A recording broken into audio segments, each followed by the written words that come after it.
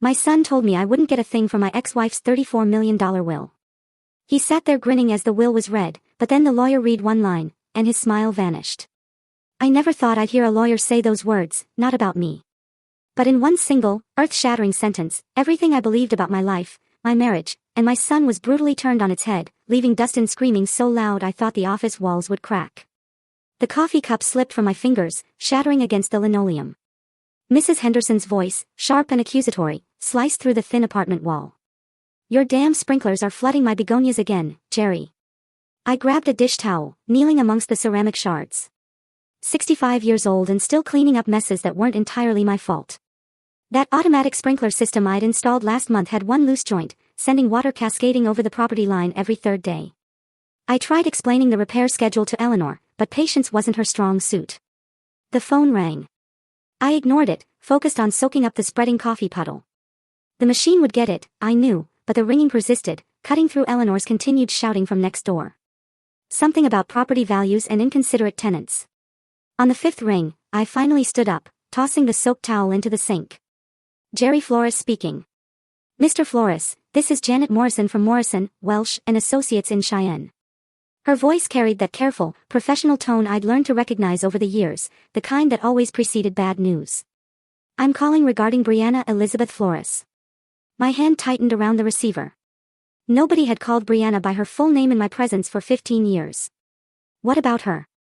Sir, I'm very sorry to inform you that Mrs. Flores passed away on Tuesday evening. The funeral service is scheduled for this Friday at 2 o'clock at Riverside Memorial Chapel. The words hit like a physical blow. I sank into the kitchen chair, its familiar creak suddenly too loud in the silence that followed. Tuesday evening. That was 3 days ago. 3 days while I'd been worrying about sprinkler systems and coffee stains. Mr. Flores, are you there? Yes, I'm here. My voice sounded strange, distant. How did you get my number? Your name was listed in Mrs. Flores's personal effects as an emergency contact. I understand you were previously married. Previously married. 22 years reduced to a legal footnote. Yes, we divorced in 2010. The words came automatically, muscle memory from countless forms and applications over the years. I see. Well, there will be a reading of the will following the service. You're named as a beneficiary, so your presence would be appreciated. Beneficiary. The word felt foreign, impossible. Brianna had built her empire after our divorce, transforming the small consulting business she'd started during our marriage into something I barely recognized from the newspaper articles. What could she possibly have left me? Mr. Flores, will you be attending? Through the kitchen window, I could see Eleanor Henderson examining her waterlogged begonias, hands on her hips in that stance that meant another confrontation was brewing. But her complaint seemed to come from another world now, muffled and insignificant. The chapel, I said slowly. Which one did you say? Riverside Memorial on Grand Avenue. The service begins at 2, followed by a brief reception. The will reading is scheduled for 4:30 in our offices downtown. I found myself nodding, though she couldn't see me. I'll be there. After hanging up, I remained in the chair, staring at the phone as if it might ring again and deliver different news. The coffee stains on the floor had already begun to set, dark rings that would need scrubbing.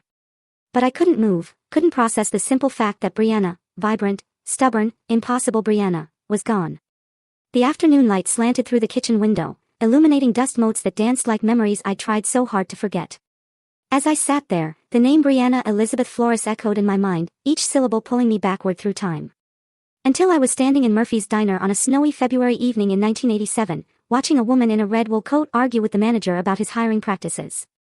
You're telling me you won't consider female applicants for weekend manager because women can't handle the pressure? Her voice carried across the nearly empty restaurant, clear and uncompromising. That's the most ridiculous thing I've heard all week. I'd stopped mid-bite of my apple pie, fork suspended halfway to my mouth. The woman had turned slightly, and I could see her profile, sharp cheekbones, a determined jaw, dark hair that caught the fluorescent light. She was magnificent in her anger, and I found myself hoping the manager would keep arguing just so I could listen to her tear his logic apart. Ma'am, I didn't mean any offense. Of course, you didn't mean offense.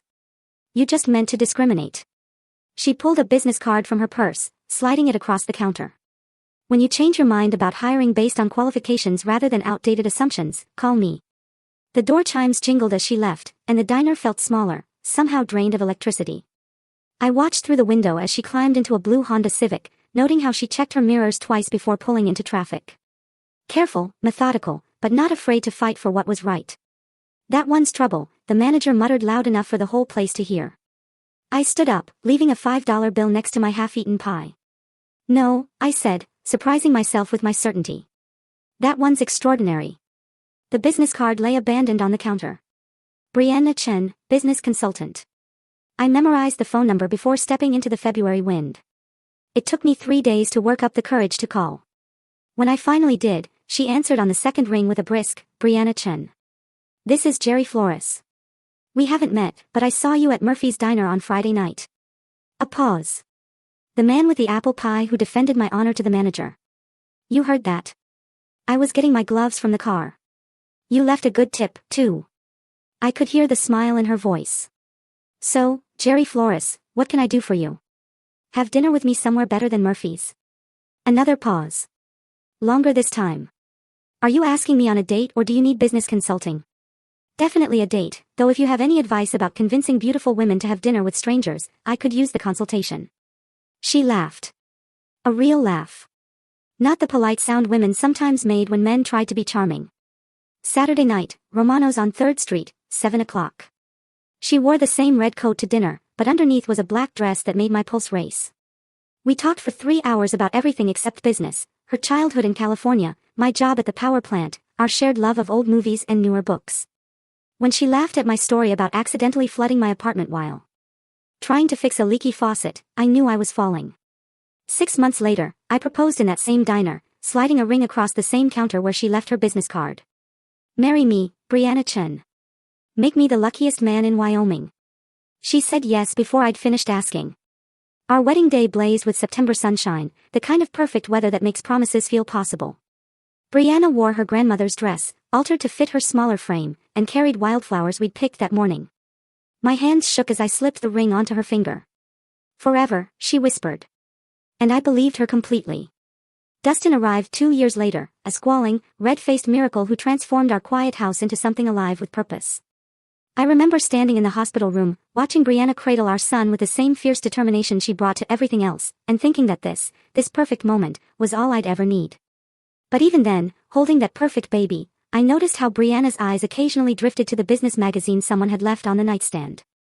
As Dustin grew from toddler to schoolboy, I began to notice things I'd missed in those first blissful years. When he turned 7, Brianna bought him a computer, not a toy, but a real machine worth more than my monthly salary. He needs to understand technology, she explained, watching him navigate programs I'd never heard of. The future belongs to kids who think digitally. I'd suggested teaching him to fish instead. She'd laughed, but not kindly. We'd moved by then, to Hillcrest Avenue, a house with 3 bathrooms and a kitchen island bigger than our old apartment. Brianna's consulting firm had landed a contract with a mining consortium, and suddenly we had money for things I'd never imagined needing. A housekeeper came twice a week. Our refrigerator dispensed ice through the door. Dustin's bedroom looked like a toy store. Isn't this wonderful? Brianna asked one evening, gesturing at our new dining room with its crystal chandelier and table that seated 12. We can finally entertain properly.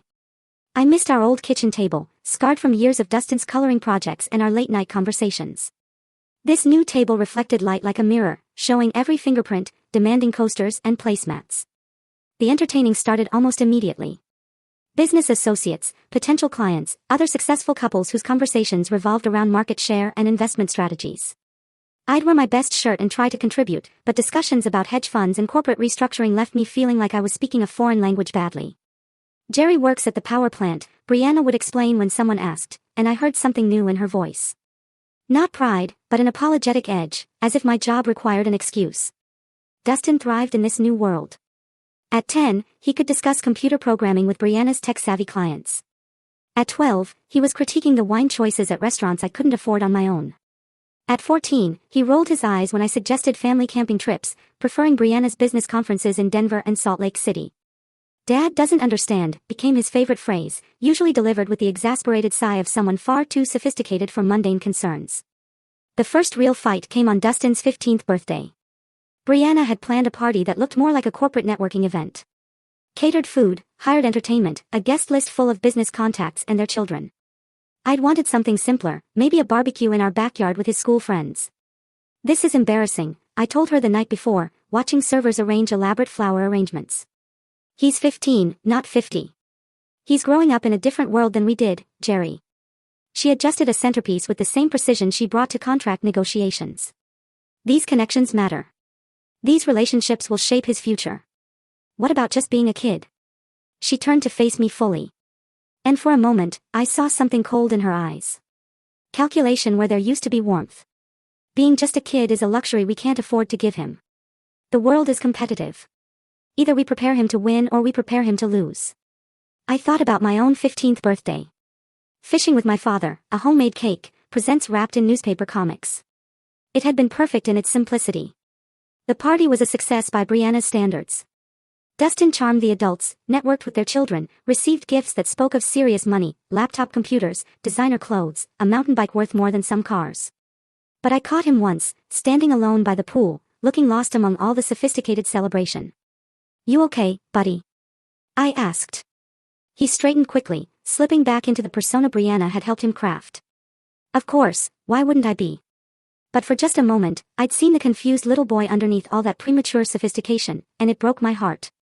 That party marked the beginning of the end, though I didn't recognize it then. What followed were 10 years of slow-motion disaster, like watching a landslide from the bottom of the mountain. Inevitable, destructive, and impossible to stop.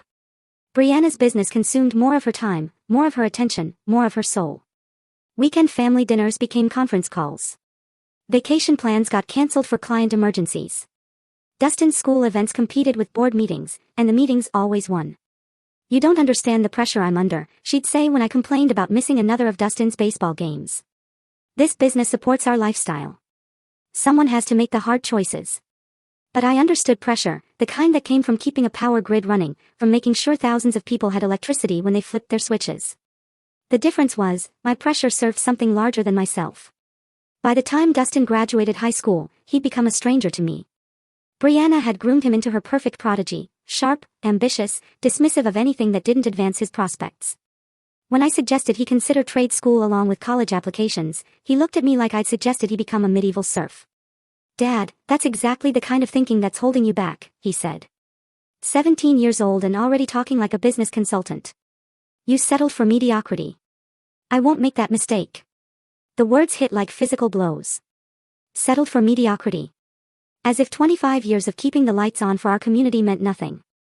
As if being a steady, present father was somehow shameful. College made everything worse. Dustin chose business school, Brianna's alma mater, naturally, and came home for holidays full of theories about market dynamics and personal optimization. He looked at our house, our life, our values with barely concealed contempt. "You could do more, Dad," he'd say, as if my contentment was a personal failing. "Mom started with nothing and built an empire. You've had the same job for 20 years. Some things matter more than money," I'd reply, but he'd already stopped listening. The final explosion came during his senior year. Brianna had been working 100-hour weeks on some massive acquisition deal. I'd been handling everything at home, grocery shopping, laundry, the mundane tasks that kept life running. When she missed Dustin's graduation because of a client crisis, I finally said what had been building for years. "This is enough, Brianna. Family has to come first sometimes." She stood in our kitchen, that crystal and granite shrine to success, still wearing her business suit at midnight, checking emails on her phone. "Don't you dare lecture me about priorities. Everything we have, everything Dustin's accomplished, exists because of my work. What about everything we've lost?" "Like what?" She finally looked up from her phone, genuinely puzzled. "Like us. Like being a family instead of a corporation." She stared at me for a long moment, and I saw my answer in her eyes before she spoke. We weren't a family anymore. We were a business arrangement that had outlived its usefulness.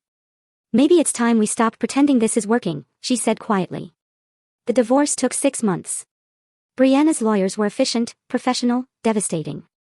I got the house on Maple Street, our old starter home, that she'd kept as rental property, and enough money to live modestly. She got everything else, including Dustin's unquestioned loyalty. "You're holding him back, too," Dustin told me during one of our last conversations before he moved to Denver to work for Brianna's company. "All this guilt about family values and simple living. It's toxic, Dad. I can't be around that negativity anymore." I sat alone in my empty house afterward, surrounded by boxes of memories from a life that apparently meant nothing to the people I'd loved most. Now, 15 years later, the afternoon light was fading outside my apartment window. My coffee had grown cold. The ceramic shards still scattered on the floor. Somewhere across town, funeral preparations were underway for the woman who'd once promised me forever. And I had no idea why she'd remembered my name in her will. The 3 days between Janet Morrison's call and the funeral had passed in a strange, suspended state. I'd cleaned my apartment twice, pressed my one good suit, and rehearsed conversations that would never happen. Each morning, I'd considered not going, but each evening found me still committed to paying my respects, whatever the cost.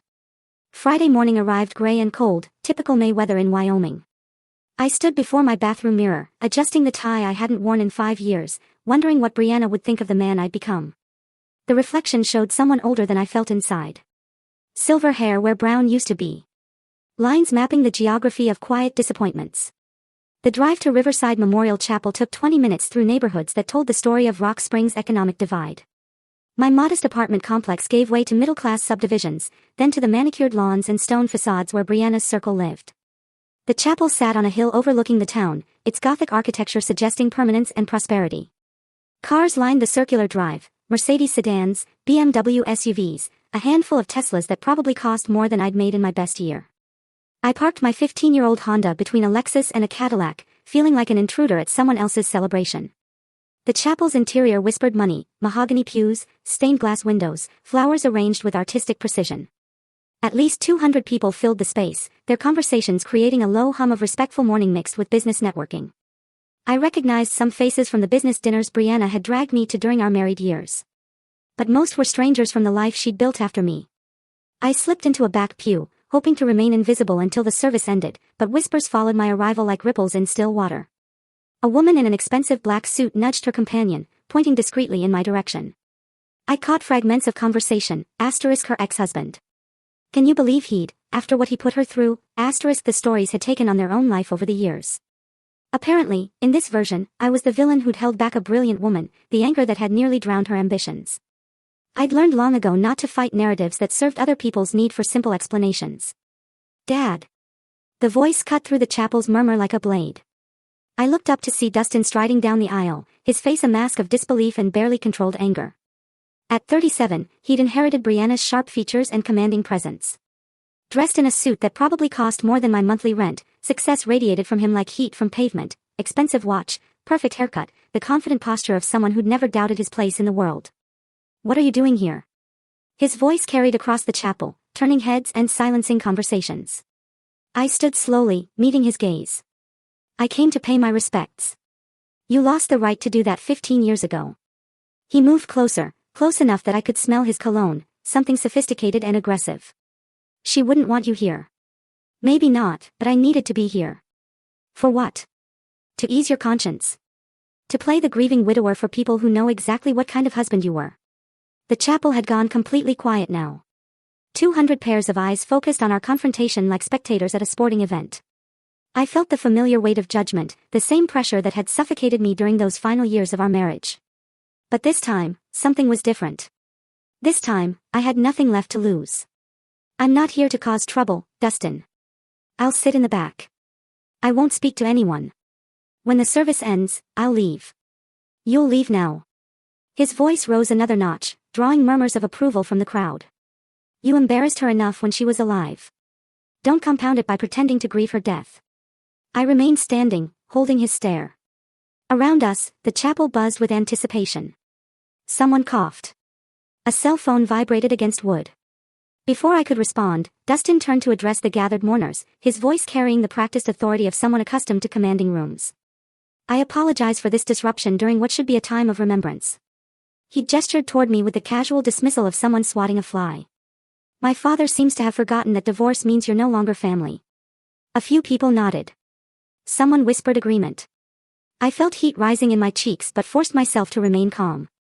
For those who don't know, Dustin continued, warming to his theme, this is Jerry Flores, the man who spent 22 years holding back one of the most brilliant women this town has ever produced.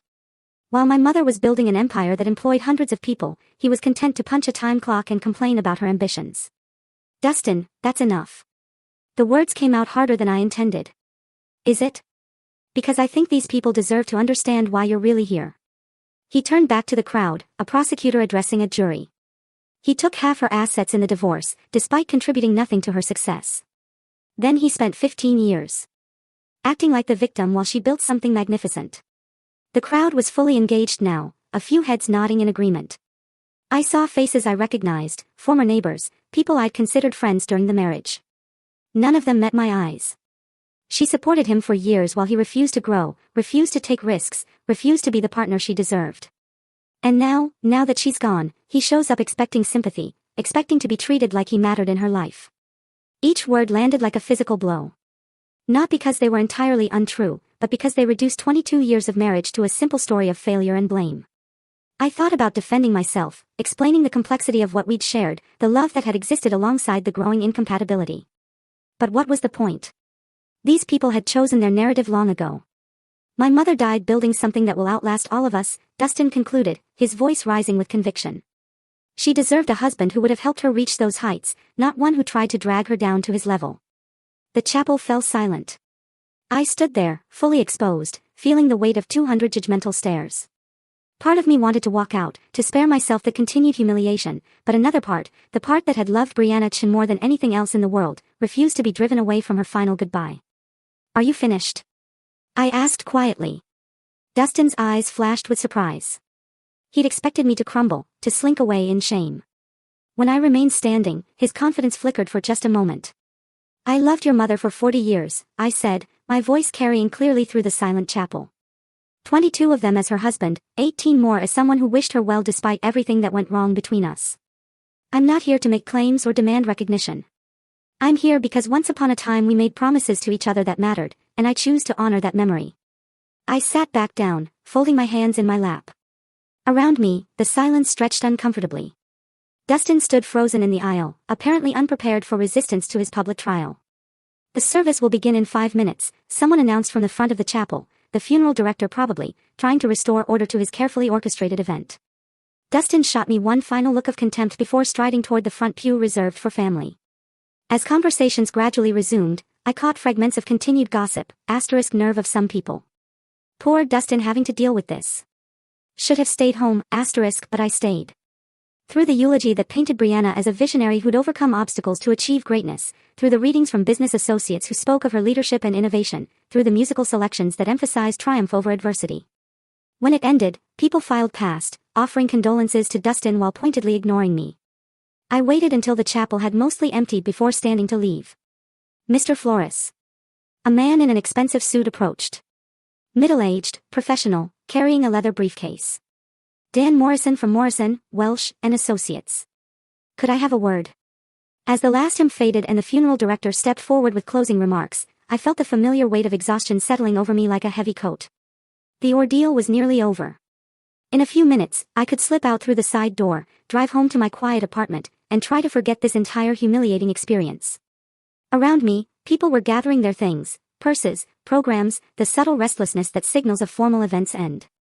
Dustin stood near the front, accepting condolences with the practiced grace of someone accustomed to being the center of attention. A few people glanced my way, but most had already dismissed me as irrelevant to the day's proceedings.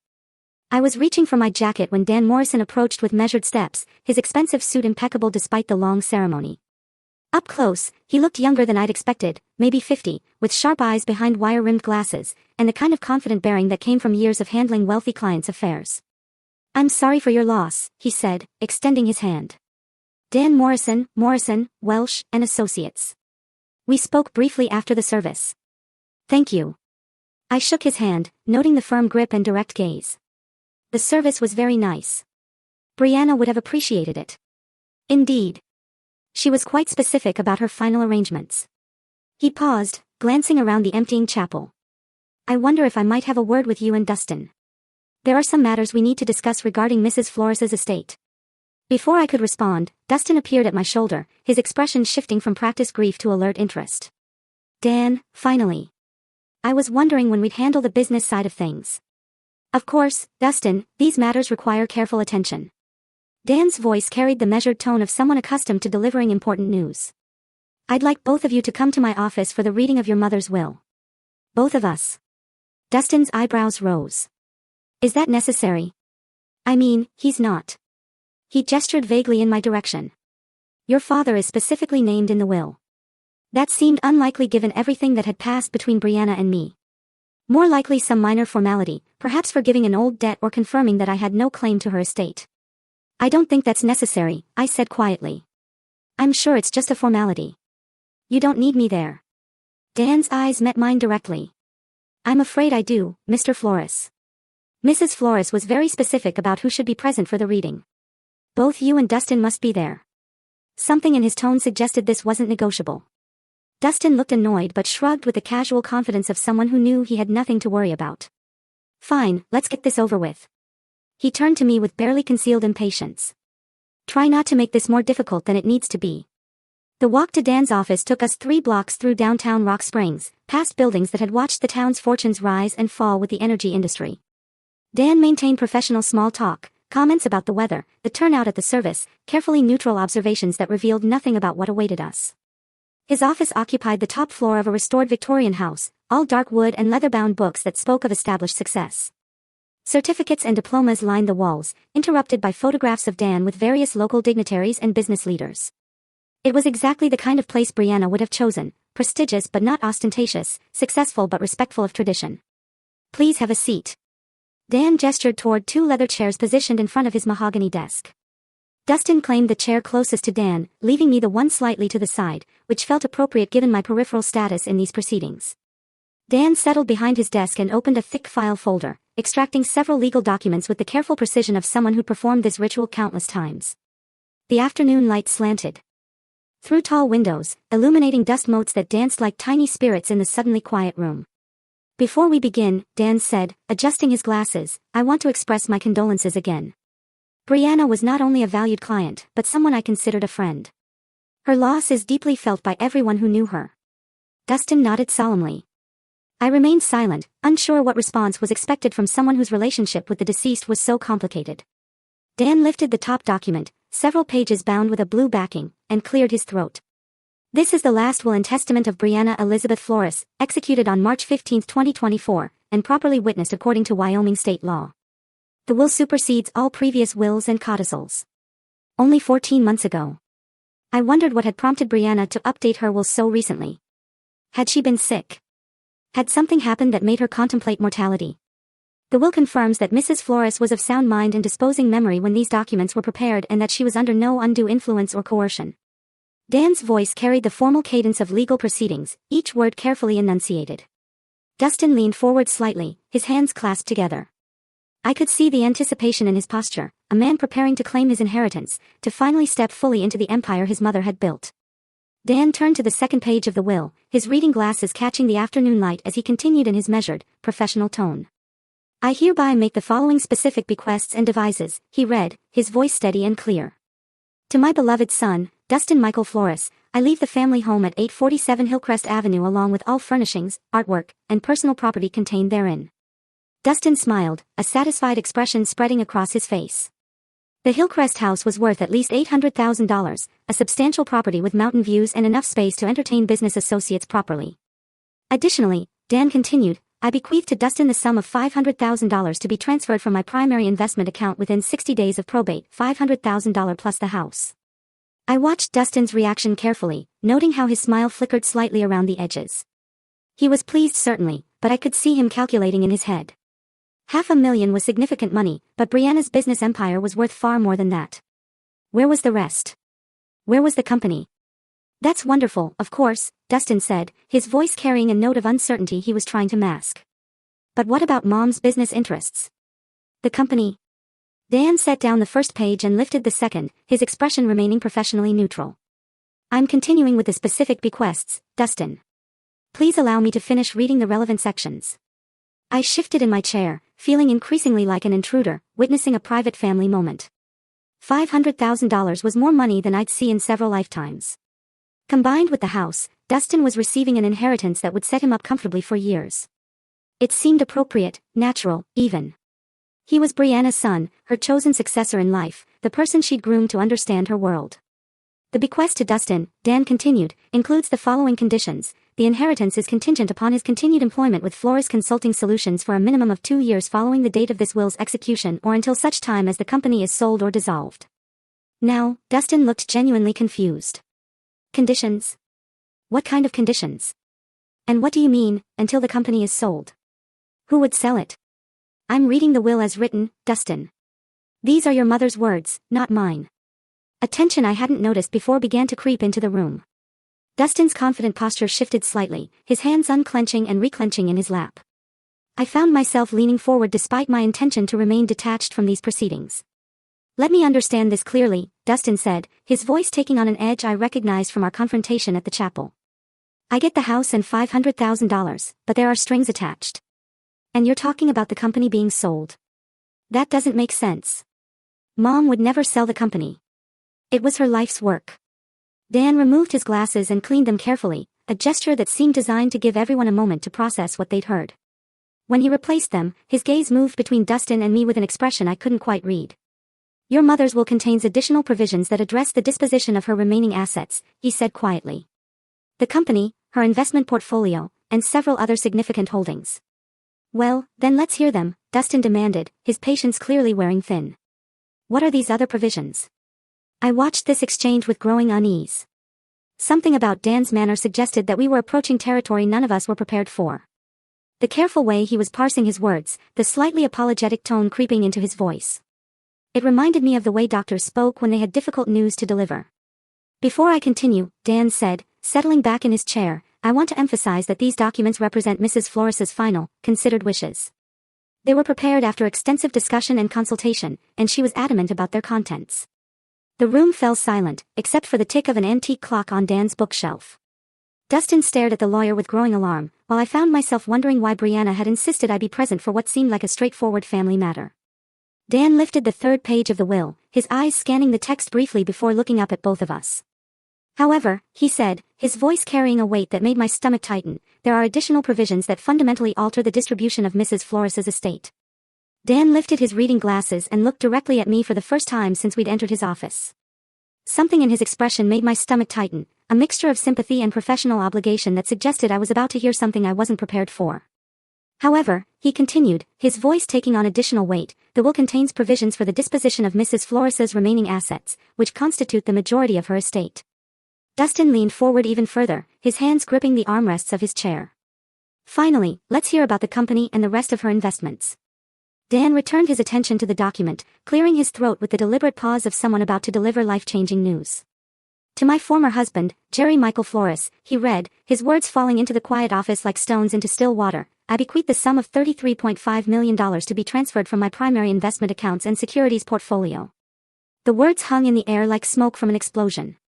I felt my mouth fall open, a physical reaction I couldn't control. $33.5 million. The number was so large it didn't seem real. Didn't seem to apply to someone like me, sitting in a lawyer's office in Rock Springs, Wyoming. There must be some mistake, I managed to say, my voice sounding strange and distant. Did you say 33 million? 33.5 million. Yes. Dan's tone remained professionally neutral, but I caught something in his eyes, not surprise, but the careful observation of someone watching expected chaos unfold. Dustin's face had gone completely white, then flushed red, as if his blood couldn't decide which direction to flow. What did you just say? Additionally, Dan continued reading, apparently determined to deliver the complete bombshell, I transferred to Jerry Flores, controlling interest in Flores Consulting Solutions, including all subsidiary companies, real estate holdings, and business assets. This transfer includes 65% ownership of all corporate entities, and appointment as chairman of the board of directors. I couldn't breathe. The room seemed to tilt sideways, as if the laws of physics had suddenly changed their minds about how the world should work. Controlling interest in Brianna's company, the empire I'd watched her build from nothing. The business that had eventually consumed our marriage, the source of wealth that had made me feel so inadequate. She was giving it all to me. This can't be right, my voice came out as barely a whisper. There has to be some error in the documentation. I assure you, Mr. Flores, there is no error. Dan removed his glasses again, cleaning them with methodical precision. These documents were prepared under Mrs. Flores's direct supervision. She reviewed every word multiple times and confirmed these were her exact wishes.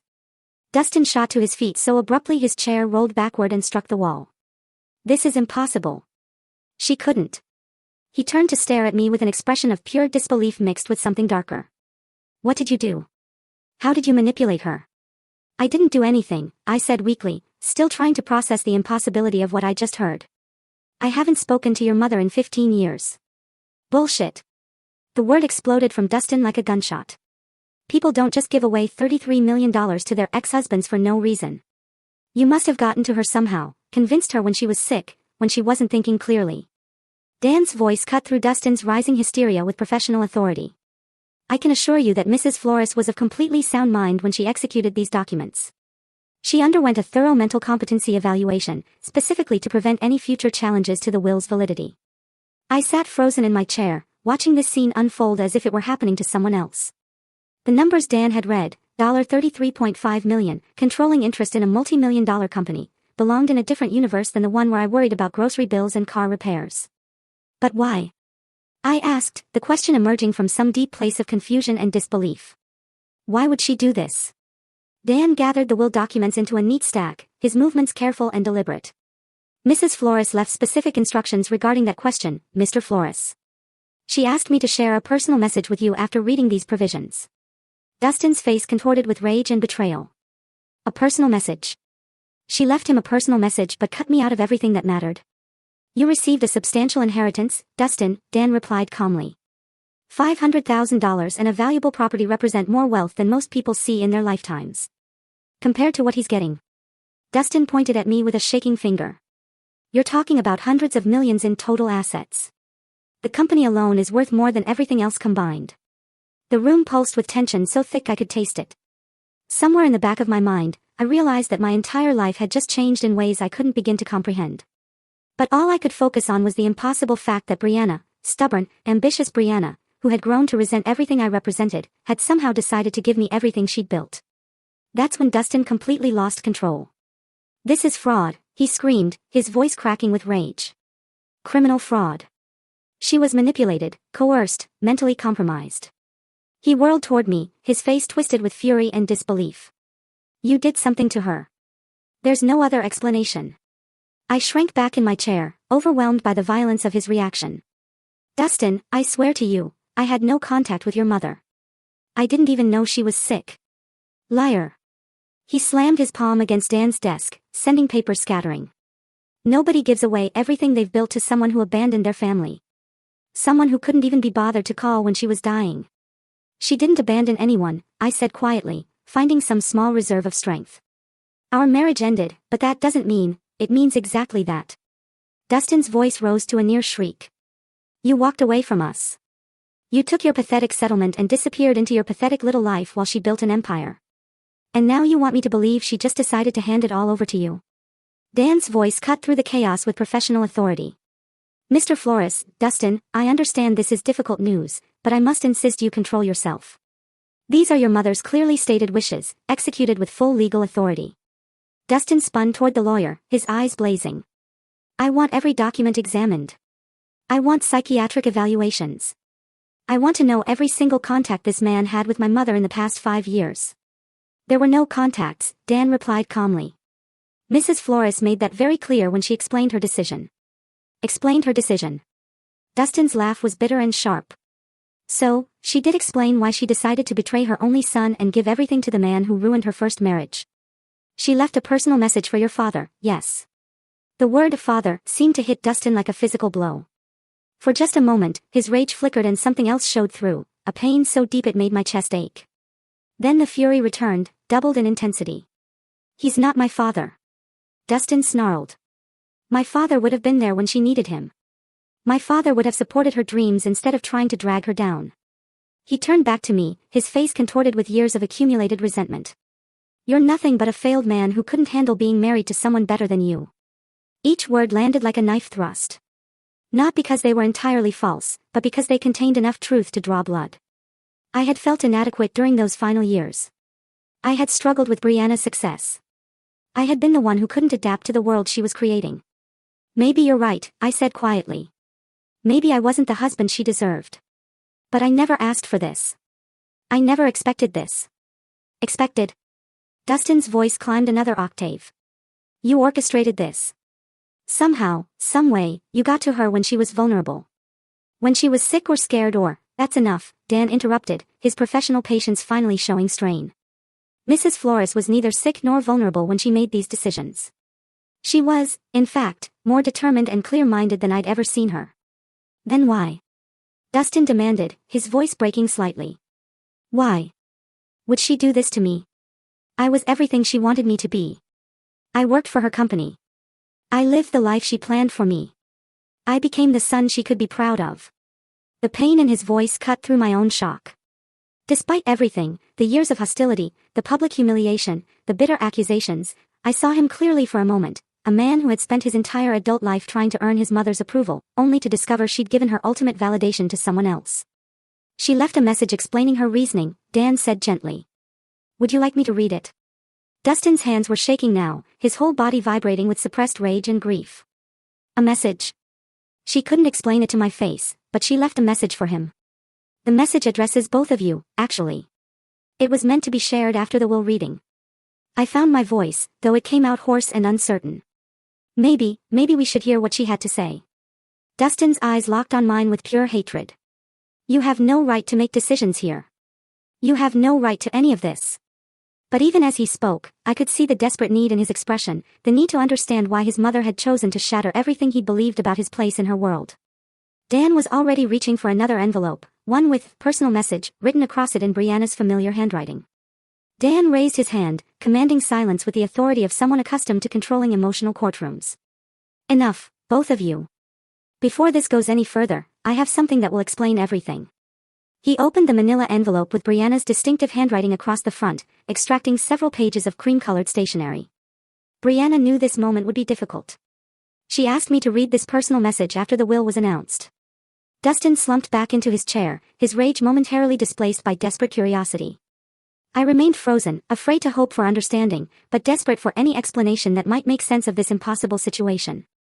Dan cleared his throat and began reading in Brianna's own words. My dearest Jerry, if you're hearing this, it means I'm gone, and you're probably sitting in Dan's office wondering if the entire world has lost its mind. I can picture your face. That expression you used to get when I'd rearrange the living room furniture without warning, confused, but trying to be polite about it. Despite everything, I felt my lips curve into the ghost of a smile. She'd captured that expression perfectly, and somehow hearing her voice through Dan's reading made her feel present in the room. I know this inheritance comes as a shock.